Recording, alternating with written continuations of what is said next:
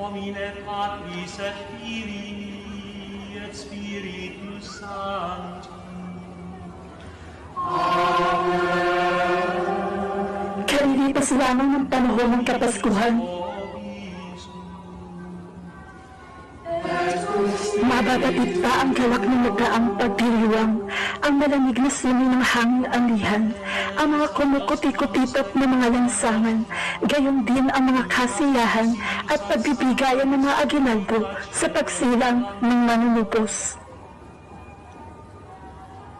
Miserere nostri Domine, quia peccavibus tibi, ostende nobis Domine misericordiam Tuam, et salutare Tua nobis. misereat nostri omnipotens Ang kapuluan ay nabalot ng kagalakan, anumang hirap ng buhay. Sa samot-saring perna ng mga pagdiriwang, ang pagsilang ng tagapagligtas ang talagang paksa na kukubliman sa magagarbong kasiyahan. in nomine Patris et Filii et Spiritus Sancti.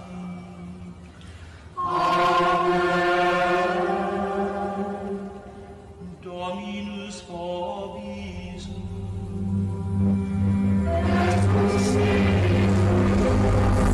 Makalipas lamang ang sasandaling panahon sa pagdating ng maalinsangang mga araw at buwan, ang mayong nababalutan ng galak ay unti-unting napapalutan at nag-iibang bihis.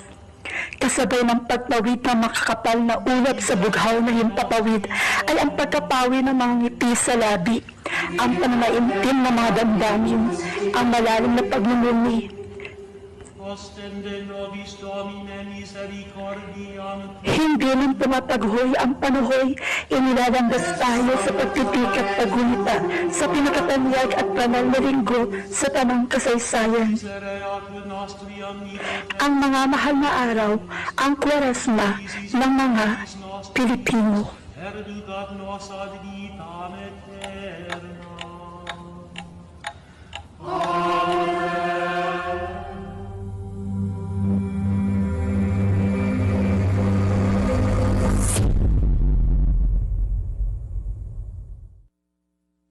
In Patris et Filii et Spiritus Sancti.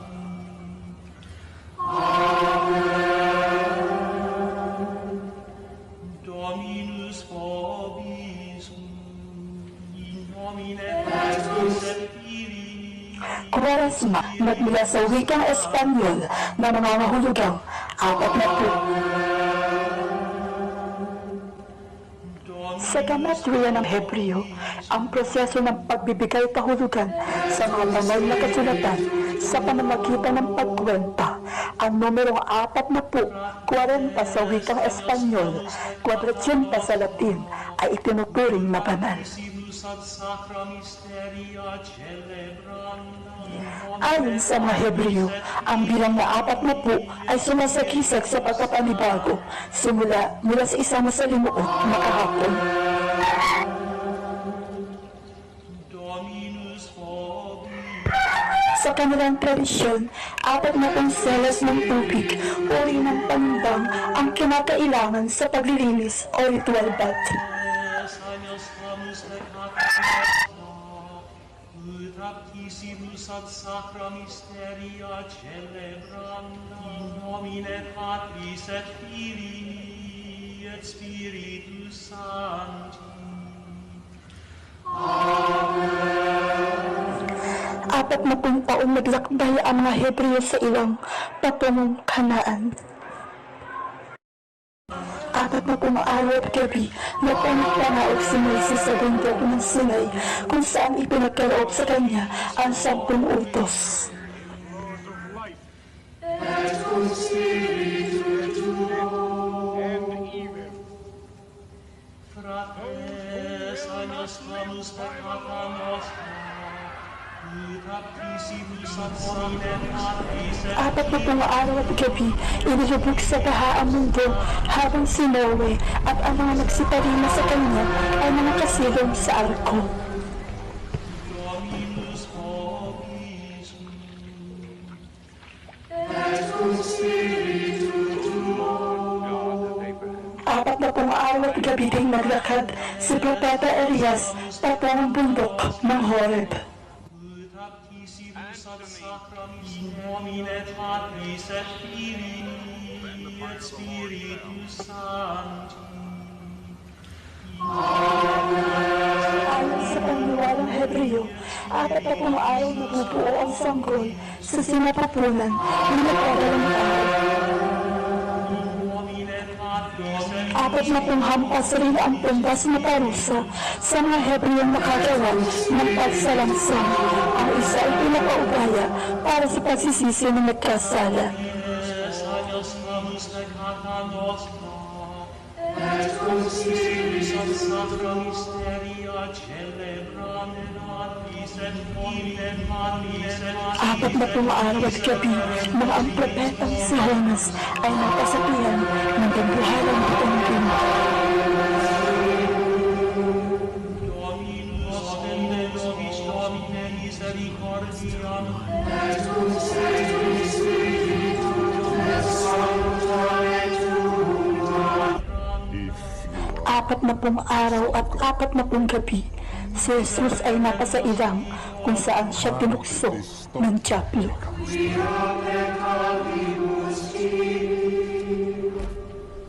Ostende nobis Domine misericordiam in nomine Patris et Filii et Spiritus Sancti.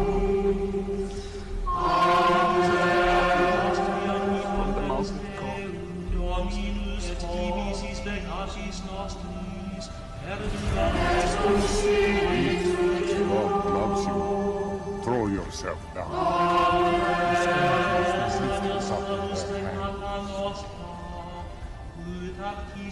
How dare you put God to the test? If you will bow down, worship me.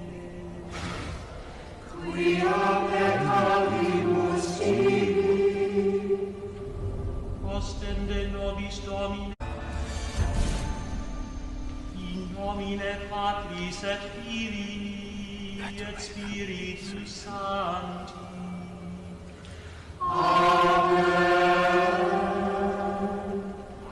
Dominus vobiscum. My God. Et cum spiritu tuo. Es agnus clamus peccata They had non. often come to this spot to rest and pray. At apat na pong araw ang pinaniniwalaan ng lumipas mula ng muling nabuhay sa Jesucristo at ang kanyang maluwalhating pag-akyat sa langit. He led his disciples until they were Et over against divisis Bethany. peccatis This was to be the nostris scene of his last perducat departure nos from ad vitam et in nomine Patris et Filii et Spiritus Sancti. In nomine Patris et Filii et Spiritus Sancti. Tandaan mo tao na ikay sa alabok lumula at sa alabok ka rin babalik. Dominus Ang simula ng Kwaresma. Patris et Filii et Spiritus Sancti. Tradisyong narata mula sa mga kasilang nagkatibang pananampalataya. Ang Kwaresma ay mahabang pagkumita at pagpipika na nagkaroon ng mga taon sa pagitan ng mga buwan ng Pebrero hanggang Abril. The best bundles manufactured in small towns, for which they are named, compare favorited river, which divides modern Manila into Kasabay ng pagbaklas ng mga palamuting pamasko at ang pagbabakasyon sa eskwela ay ang pagpasok ng Kwaresma.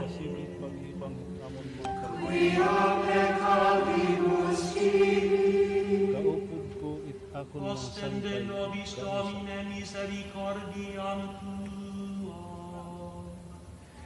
Et Ang maaling sangang hangin ang nagbibigay kapit sa pagsisimula ng 40 araw ng paggunita sa pagpapakasakit, pagkamatay at muling pagkabuhay ng tagapagligtas, si Hesus Kristo. Kasabay ng paglipak-lipak ng lupa at pagkakaingin, pag-iksi ng mga gabi at paghaba ng umaga ay ang pagpapahid ng abo sa mga noo, ang Miyerkules ng abo. Dominus vobis, et cum spiritu tuo. Fratres, agnus camus peccata nostra, ut actissibus ad sacra mysteria celebranda. Nakabibinging katahimikan, mga busina ng sasakyan ay hindi makababasag ng pananaimtim ng mga tao, higit lalo sa mga lalawigan. Ostende nobis Domine misericordiam tuo, et salutare tua nobis. Waring ito'y makapal na banakal ng kasalanan na nakukuskus lamang maigi sa pagdating ng Kwaresma. Educat nos ad vitam aeterna. Amen. Et Spiritus Sancti, nomine Ang landas patungo sa kapilya ay nalalatagan pa ng mga sakong may dinildil na mga palay. Ang masayang tugtugin at himno ay nagiging malungkot na melodiya, pumupukaw sa damdamin ng taong madalangin. in nomine Patris et Filii et Spiritus. Ang abo ang simbolo ng kababaan ng tao. Malayo na ang narating na mundo. Ang tao ay nakaapak na maging sa himpapawid, ngunit may isang hindi magbabago, na ang tao ay sa alabok rin hahantong. Hindi ito bungis. Ang abong ipinapahid sa loob ay simbolo. Dapat magnilay-nilay tayo sa panahon ngayon ng Kwaresma. Pagsisisi sa Panginoon sa mga lahat ng nagawang kasalanan. Remember that you are dust, and to dust you shall return. Yung pangalawa, turn away from sin and be faithful to the gospel. Ang Ash Wednesday ang simula ng panahon ng Kwaresma. Tunay na tanda ng pagmamahal ay walang iba kung hindi ang ating Panginoong Hesukristong nakabayubay sa krus. And 35 Nomine Patris et Filii et Spiritus. Sa pagsisimulang ito, simula rin ng pag-aayuno, pagbabawas ng pagkain at pag-iwas sa karne at inumin makalalasing tuwing bawat Biyernes ng Kwaresma para ng sakripisyo at pagdamay sa 40 araw at gabing gutom at pagod na Jesus sa ilang na tukso-tukso ng dyablo, kaya't lalo ang pangumpisal. At sacra mysteria celebranda. the Virgin's grace and miracles from 10,000 last year. The number of Miserere nostri Domine. is expected to double this holy week. Hindi nga ba't ang mga Hebreo ay nagbubuhos din ng abo sa ulo kapag nangagluluksa? Hindi kaya marapat din kahit sa paggunita ay ipagluksa ng tao ang pagdalahira sa anak ng Diyos.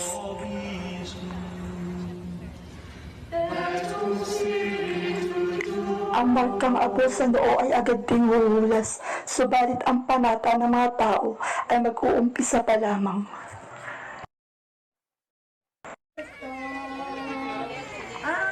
Sa loob ng mga araw ng pangilin, sa panahon ng Kwaresma, ang Pilipino ay lalong nagiging madasalin. Pagka madasalin na ipinamamalas pa, maging sa mga kaugalian at tradisyon. Sino ka mat aling tao, bingi ng aral na ito, pagpamanang ipangis mo, itong hirap na totoo ng poong Hesus Kristo. awit at salaysay ng Pasyong Mahal na Mariano Pilapil. The verses being chanted come from the Passion as written by the poet. Likas na naibigin sa musika, ang paggunita ng Pilipino sa Pasyon ni Jesus ay isinaletra at isinapono sa ilang pahin ng salaysay ng pagpapakasakit, pagkamatay at muling pagkabuhay ni Kristo, ang pabasa o Pasyon. His best-known work, Pasyong Mahal ng Makaraang magpapahid ng apo, ang mga pamayanan ay nagiging abala sa pangangalap ng mga kawayang poste at karaniway dahon ng buko na gagamitin sa pagtatayo ng mga kubol para sa pabasa.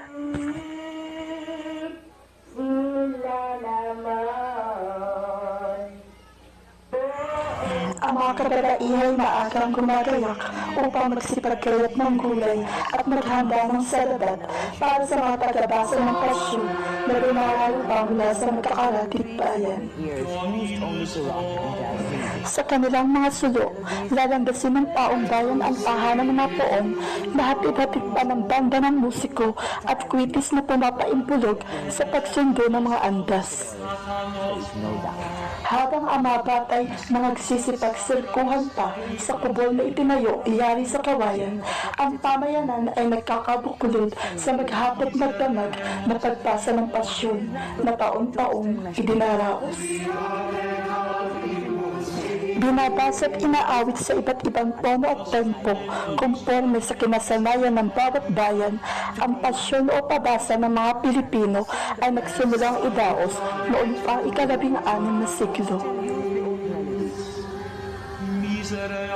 Unang ipinitik at isinalin sa Tagalog ng Pilipinong manunulat at tagapagsalin na si Gaspar Aquilino de Belen, ang mga nilalaman ng Pasyon ay isinaayos kalaunan ng isa pang tagapagsalin, si Dr. Mariano Pilapil, ang Pasyong Pilapil o Pasyong Genesis. Katuwang ang mga alsobispong sina Jose Sequi, Manuel Grijalvo at kalaunan pa'y si Padre Amador Cruz ng Aklatang Lunas. Inaawit ng walang patid, ang Pasyong Mahal ay nahahapi sa mga yugto, pinakatanyag ang yugto ng hapis at mga aral at nasusulat sa iba't ibang dialekto. Naitutuloy na sakripisyo ang magpadaos ng mga pabasa at pasyon. Bukod sa gastos at kompromiso, ilan na lamang din ang natitirang maaaring bumasa ng pasyon kung kaya't ang tradisyong ito'y nanganganib na bura sa kultura ng mga Pilipino.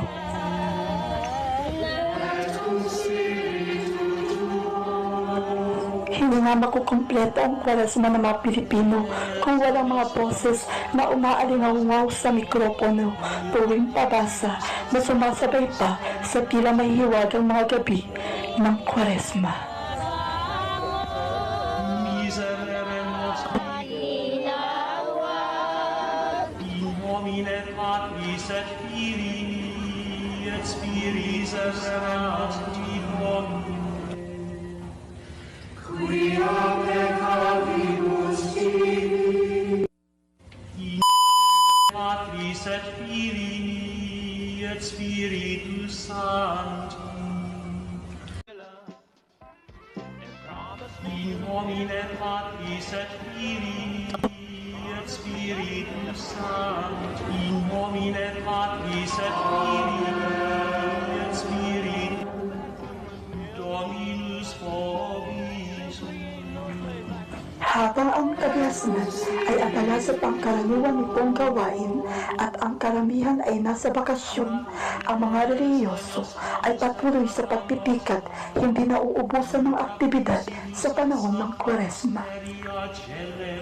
Sa ganitong mga panahon, grupo-grupo ng mga tao ang nagtutungo sa mga retreat houses upang magnilay.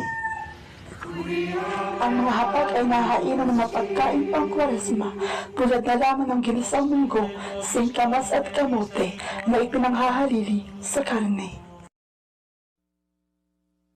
In nomine Patris et Filii Sa kasagsagan ng Kwaresma, maraming tao din ang nagsisitungo sa maituturing na sagradong bundok sa paniniwalang lumalakas ang kanilang mga agimat tuwing panahon ng Kwaresma, lalo na kung mga mahal na araw, bagamat yaoy uri ng paniniwalang pagano.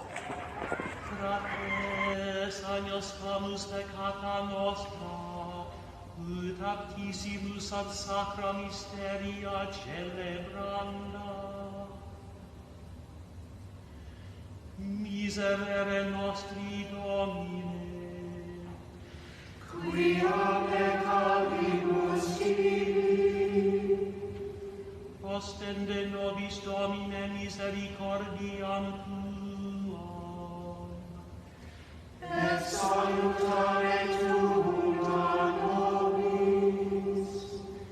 Misereatur nostri omnipotens Deus, et divisis peccatis nostris, perducat nos ad vitam aeterna. In nomine Patris et Filii et Spiritus Sancti. Amen. Dominus vobiscum. Sadyang mga simpatiko, kaugalian din ng mga Pilipino na isadula ang pagpapakasakit, pagkamatay at muling pagkabuhay ni Jesus, maging sa pamamagitan ng mga sinakulo o dulaan, kung hindi kaya'y penitensya.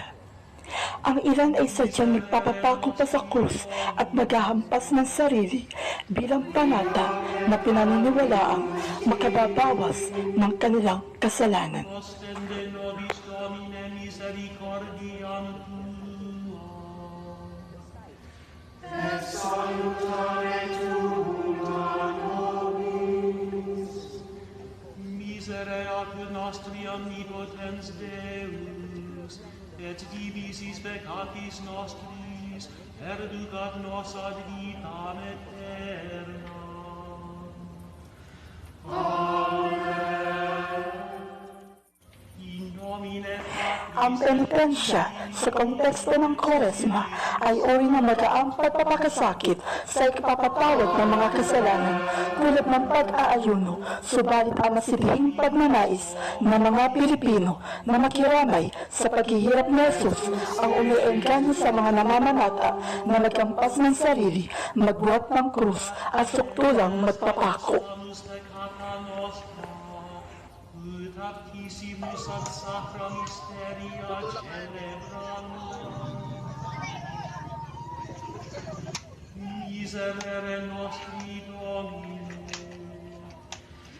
quia peccavibus tibi, ostende nobis Tradisyong nagmula sa Europa, ang paghampas ng sarili bilang penitensya ay nakarating sa Pilipinas noong ika-17 siglo. Bagamat pinabrutal, ang madugong sakripisyong ito ay humahantong pa sa aktual na pagpapapako sa krus, maging ng mga namamanatang kababaihan. nos ad vitam aeterna. In nomine Patris et Filii et Spiritus Sancti. Amen. Dominus vobiscum. Et cum spiritu tuo. Fratres, agnus camus peccata nostra, ut aptissimus ad sacra mysteria celebranda. Ayon sa mga namamanata, ang paghampas, pagbubuhat ng krus at pagpapapako tuwing Kwaresma, partikular na ang mga mahal na araw, ay ekspresyon ng kanilang sinserong pagsisisi, bagamat mariin itong tinututulan ng simbahan sapagkat si Jesus lamang umano ang korderong pinaslang sa ikatutubos ng tao. Agnus camus peccata nostra, ut aptissimus ad sacra mysteria celebranda. Lahat ng bigat na nararamdaman mo, hindi mo na alintana yun. Dahil yung krus na pinapasan ko, may 40 kilos, sa daan ang bigat eh. Pero pagkatapos, nabulot yung mga pako. Kahit magtatagalin pa.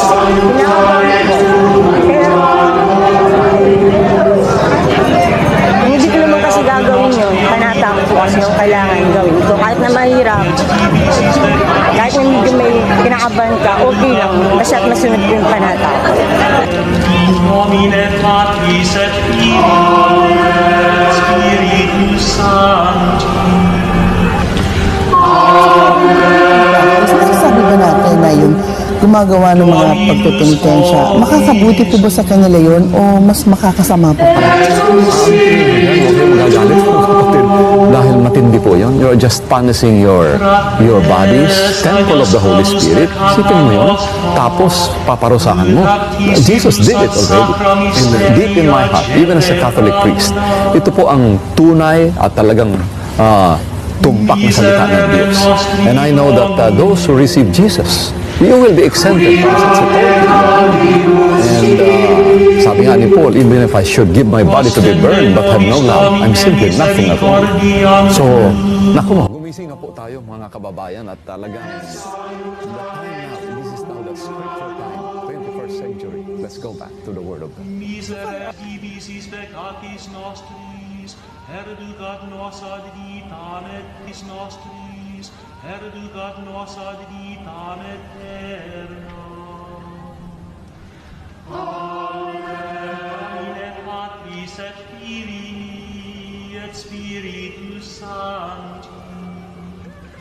Amen. Dominus vobiscum. Samantala, ang senakulo ay uri ng pangkwaresmang pagtatanghal o dula kung saan ang mga namamanata ay nagsisipagganap sa mga karakter ng pasyon ni Jesus.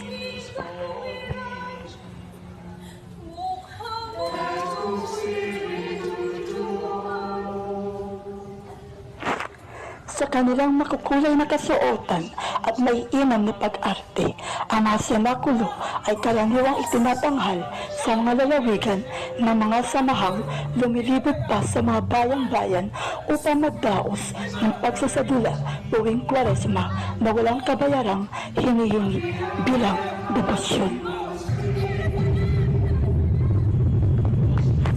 Ang salitang senakulo ay nagmula sa salitang Latin na senaculum na nangangahulugang hapunan.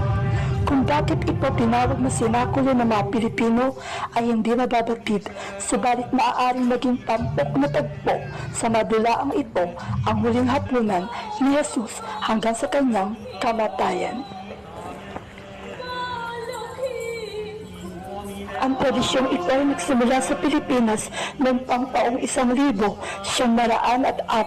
sa Baryo Dayat na ngayon Cainta sa lalawigan ng Rizal. Pinaniniwalaang nag-umpisa ito na minsan nagtayo sila ng krus sa bakanteng lote upang ipakwil ang masasamang espiritu ng kakapuwang halimuyak ang umano'y lumukob mula dito. Noong napagdesisyonan ng mga tao na magpadaos ng mga senakulo kada taon hanggang sa ang dulaan ay lumaganap sa sangkapuluan. Hindi tulad ng mga penitensya kung saan ang mga nagsisipagganap ay lumilipot sa mga kalsada. Ang senakulo ay ginaganap lamang sa entablado at matagal na pinaghahandaan ng mga namamanata na karaniwan ay nagdedebosyon bilang pasasalamat sa mga tinugon na dasal tulad na lamang ng paggaling sa malalalang karamdaman. Patris et Filii et Spiritus Sancti. Amen. In nomine Patris et Filii et Spiritus Sancti. maaaring idaos sa mga kapilya, simbahan o pamayanan. Ang Via Crucis o Istasyon ng Krus ay panataring nilalahukan ng mga Pilipino tuwing Kwaresma. Fratres, agnus camus peccata nostra, ut aptissimus ad sacra mysteria celebranda.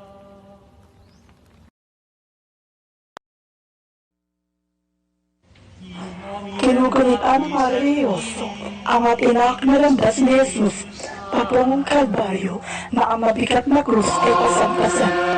Sa bawat kanto ng pamayanan ay may makatalagang istasyon kung saan ang mga tao ay hihinto upang manalangin at magnilay.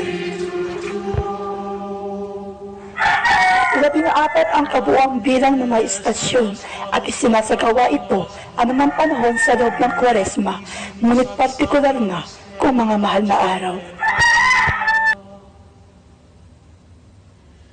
Miserere nostri Domine, quia peccavimus tibi, ostende nobis Domine misericordiam tuam, et salutare tuum a nobis. In nomine Patris et Filii et Spiritus Sancti. Sa timog kanluraning bahagi ng Pilipinas, sa Buwak Marinduque, natataon ang Kwaresma kasabay ng kanilang kapistahan na may tema ring pasyon. Popular ng destinasyon ang Marinduque kapag Kwaresma sa magarbo nitong pagsasalarawan ng pasyon ni Jesus. Ang Moriones, ang pagtatampok sa soldadong Silongino na sumibat sa pagiliran ni Kristo at naging tagasunod nito ng pagilingin ang kanyang bulag na paningin. Ang pagsasadula, karaniwang tinatampukan na mananamaskarahang mga senturyon ay nag-umpisa noong taong 1887 sa pamamagitan ng paring si Dionisio Santiago. Ang salitang Moriones ay pinaniniwalaang tumutukoy sa Morion, ang headgear na isinusuot na makawal na senturyon noong panahon ni Jesus. In nomine Patris et Filii et Spiritus Sancti. Amen. Dominus vobiscum. Et cum spiritu tuo.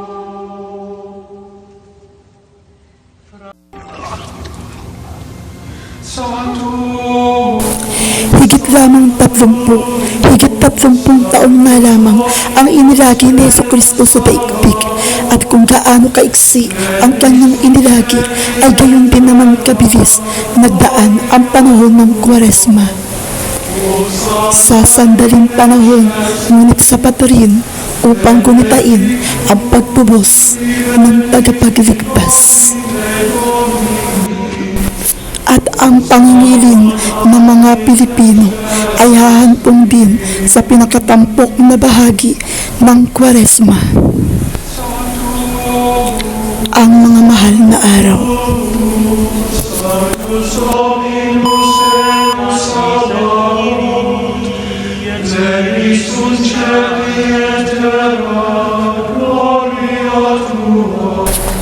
Olibo, sa kisag ng pagkilala, iwinasiwas bilang tanda ng pagkilala sa manunubos sa lansangan ng Jerusalem. Ilang araw bago ang linggo ng Palaspas o Domingo de Ramos ay puspusan na ang paggawa ng mga palaspas yari sa mga dahon ng palmera o olibo. Mga palaspas na iwinawagayway at binibendisyonan. Simula na nga ng Passion Tide, ang linggo ng pagdurusang totoo ng Panginoon.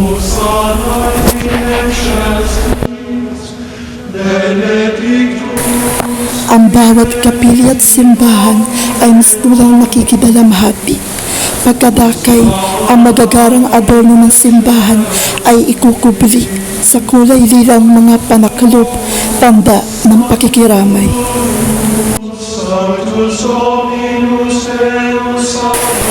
Sa pagdaraos ng linggo ng palaspas, galit lalo sa mga probinsya, may mga estasyong itinatayo kung tawagin ay ang Galilea, kung saan mga kabataang nakabihis anghel ang nag-aabang sa pagdating ng prosesyon na magmumula sa simbahan upang magsaboy ng mga talulot ng bulaklak at umawit ng hosana. Mabuhay ang anak ni David, mga katagang sinasambit ng mga tao habang iwinawagayway ang mga benditadong palaspas para ng nung araw kung saan kinilala rin si Jesus bilang ang anak ni Haring David na tumutukoy sa kanyang liping pinagmulan, ang lipi ni Haring David.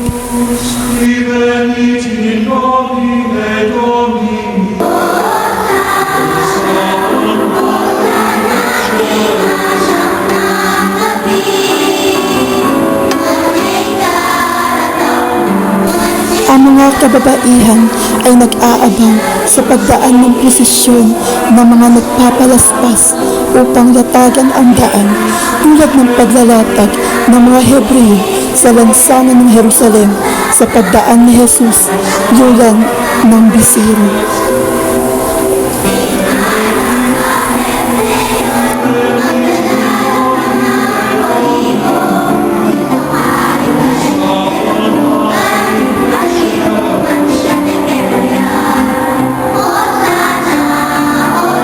Sa mga susunod na araw ay ang taimtim na pagtipika ng mga Kristiyano, pag-aalon at pagdarasal, paggunita sa pasyon ni Jesus.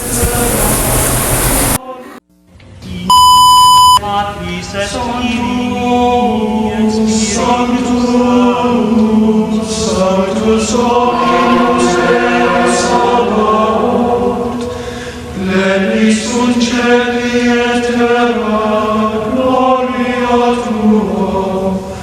Sa pagsabit ng Miyerkules Santo, ang Kristiyano ay abala sa paggunita sa pasyon ni Jesus. Ang mga parokya ay nagpaparaos ng mga prosesyon, tampok ang mga tagpo sa pasyon ng Panginoon.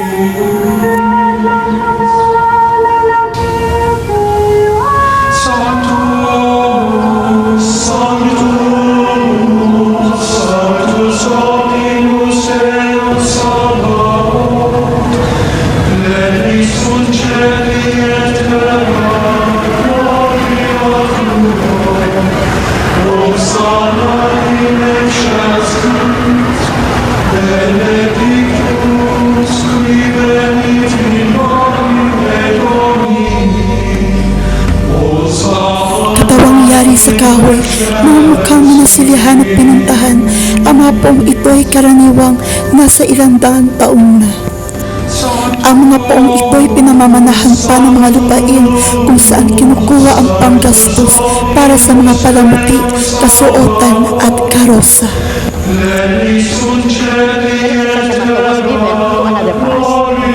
Kato siyang parasa ni Antos Toledo, ibili niya siya dito. So, wala siyang awil sa prosesyon, and which that is prohibited. So, gikuha sa parish priest, because remember, assume nga tanan yun, ang tanan yun, gikan yun ang simbahan kadaghanan, brother. Kaya, so gikuha sa parish, later siya, o kinsay mo sponsor, and then, ang iyang gitagaan ka ng mga bayalas, kay devoted man to siya kay iyang inahan.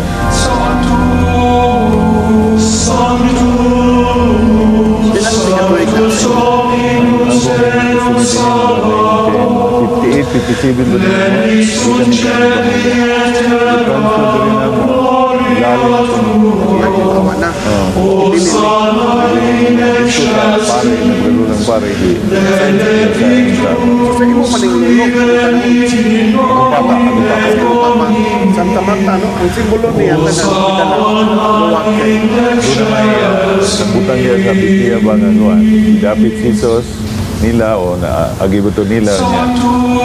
Itong BPKC yan, ito kapalong kanya si Piniso. Kaya niya, pamulita sa siya. basta ang kamot.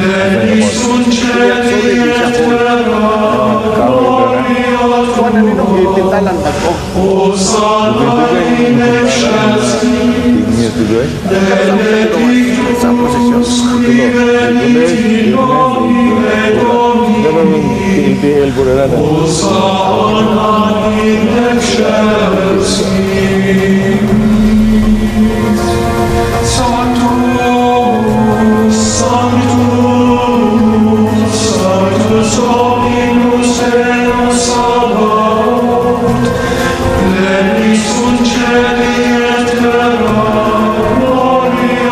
Ang mga poong ito nga ang mga imahen na inilalahok sa mga presisyong pangmahal na araw.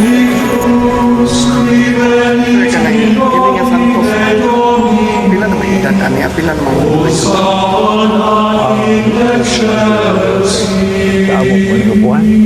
basik sa panahon pas sila. Oo, kasila. Unyagi pasa-pasa ni Oo. kada anak. Giyon sa makuro ni pagkaabot sa inyo, gipalit sa imong apuhan. Oo, mga kapalit. Asa man gikan sa Espanya. Barcelona. Kumpleto ni mo ni ang mga simbolo, ang Yahweh, ang manok. Solid ni ang body, na ITL. Sa ilalong, maglawas, no? Ang form. Unya Gayon din sa Huwebes Santo, idinaraos ang misa ng huling hapunan kung saan ginugunita ang huling hapunan ni Jesus kasama ang kanyang mga apostol. Kasunod ay ang pagdakip sa kanya sa hardin ng mga olibo. Sa misang yaon ay ang paghuhugas ng paa ng kura paroko sa mga lay ministers o piling mga kalalakihan na nagsisiganap ng mga apostol.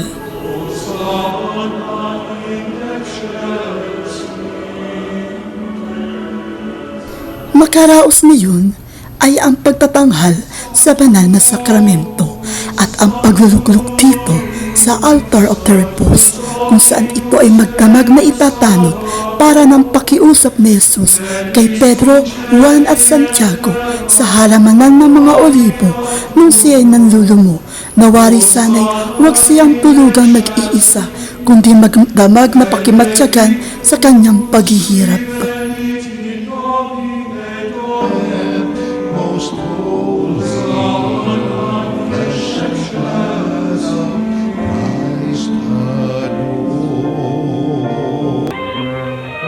Sa mga bayan ng Paite, sa Laguna at sa Baliwag sa bayan naman ng Bulacan, matutunghayan ang pinakamagarbo at pinakamahabang prosesyon na mga poong pangmahal na araw tuwing Miyerkules Santo. Itinuturing itong panata at sakripisyo ng mga deboto, gayon din ang mga nangangalaga sa mga poon.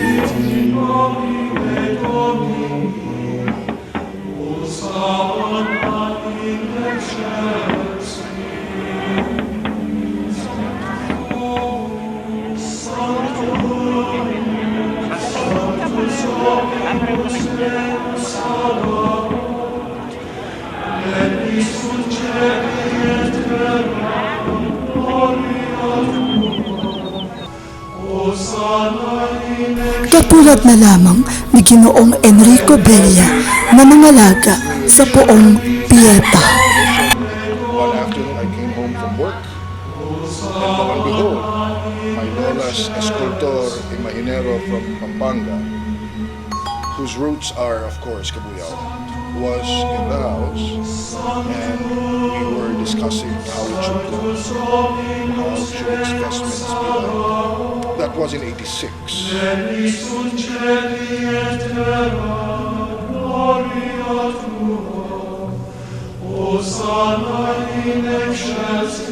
Popularly known Filipino tradition as the procession of the Santo. That procession is significant in two levels of meaning. First, because the Good Friday procession, of course, is in keeping with Good Friday liturgy, where the Church commemorates the death of the Savior. In another level, the Good Friday procession is significant because it is part of the catechesis, or the catechetical of the Church, where people are instructed in matters of faith, lessons of the church, in the stories that surround the passion and death of the Savior.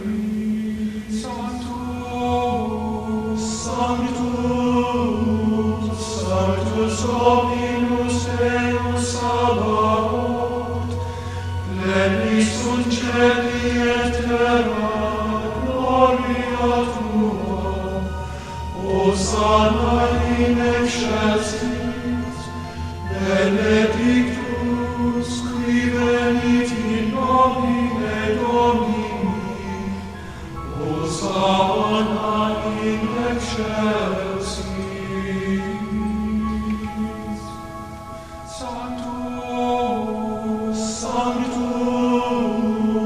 Sanctus Dominus Deus Sabaoth, plenius sunt celi et terra, gloria tua, Hosanna in excelsis, benedictus. It is really a take-off to the 13th station of the cross, when Jesus was brought down from the cross by Joseph of Arimathea and Nicodemus, and laid in the arms of his mother. Sanctus Dominus Deus Sabaoth, plenius sunt celi et terra. That is the original inspiration for all.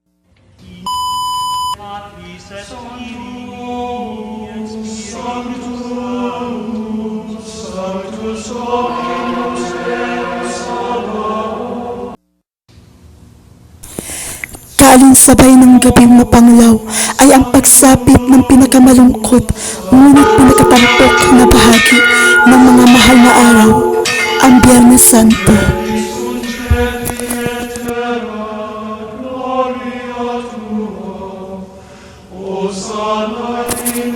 Malungkot ang paligid, araw ng pagpanaw ni Jesus sa krus. Mula sa mahukuman ni Pilato at Herodes, si Jesus ay dinala sa Golgota, sa lugar ng mga bungo, upang sukdulang ipako sa krus. Sanctus Dominus Deus Sabaoth, plenius sunt celi et terra, gloria tua, Hosanna in excelsis, benedictus qui venit in nomine Domini, Hosanna in excelsis.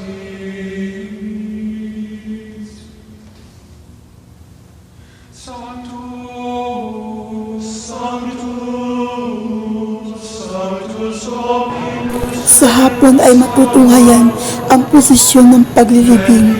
Ang Santo Sepulcro o Santo Entierro, imahe ng patay na si Kristo, ay iniririkit para ng paglilibing, hatid ng mga imahen ng mga nagdadalamhating si Maria, San Juan, Magdalena, Salome at ilan pa.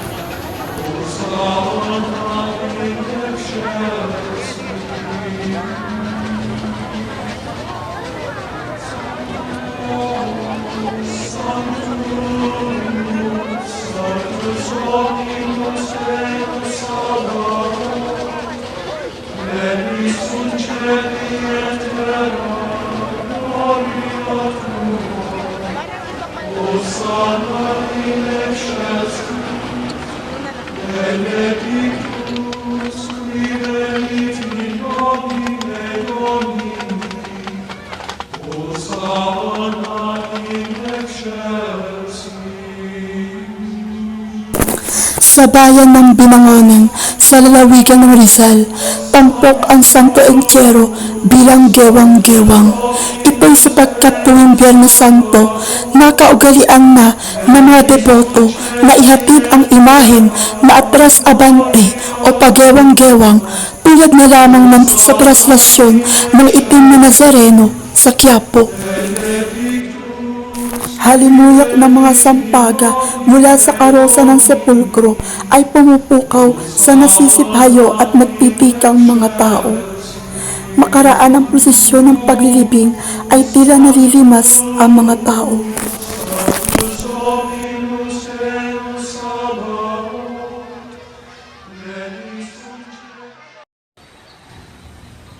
Sa pagsapit ng Sabado de Gloria, tahimik na tahimik ang nayon. Karamihan ay nakabakasyon sa opisina at ang mga programa maging sa mga telebisyon ay sinususpinde parang galang sa pamamahinga umano ng poon.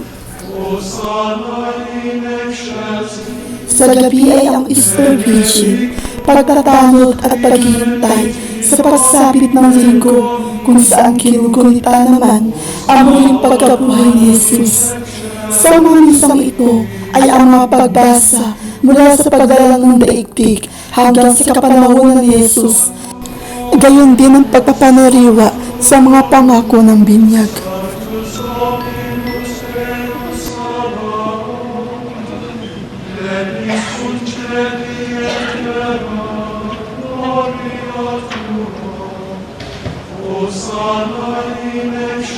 Sa pagsapit na madaling araw ay ang pinakamasayang bahagi ng mga mahal na araw, ang pagtatapos ng mahal na araw kung saan ipinagdiriwang naman ang pagkabuhay ni Jesus sa magarbo at makulay na selebrasyong tinatampukan ng salubong.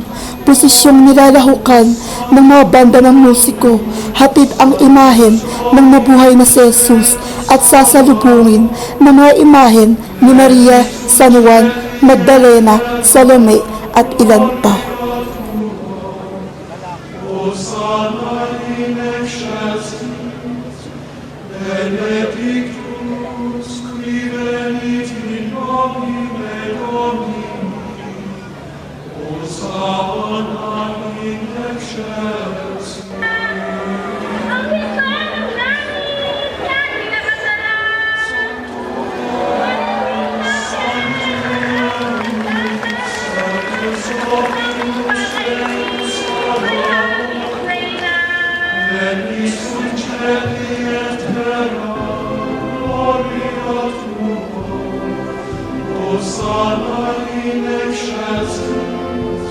Isang batang babaeng nakabihis anghel ang bababa mula sa ginawang estasyon upang tanggalin ang itim na balabal ng Mater Dolorosa o ang nagdadalamhating si Maria, ang tanda ng kalungkutan para ng galak na muling pagkabuhay.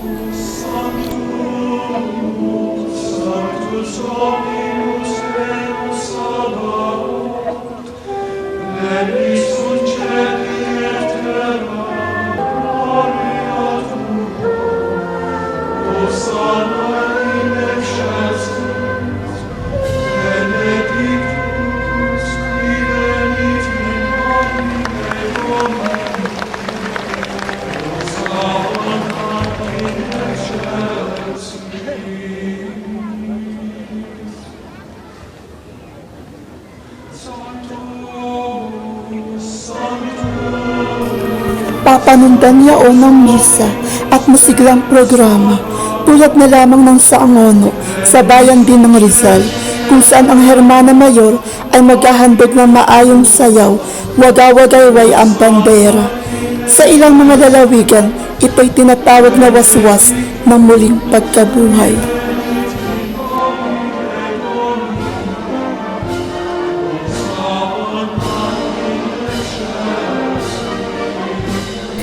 May salo-salo rin na ginaganap at mga palaro, miskulang pista.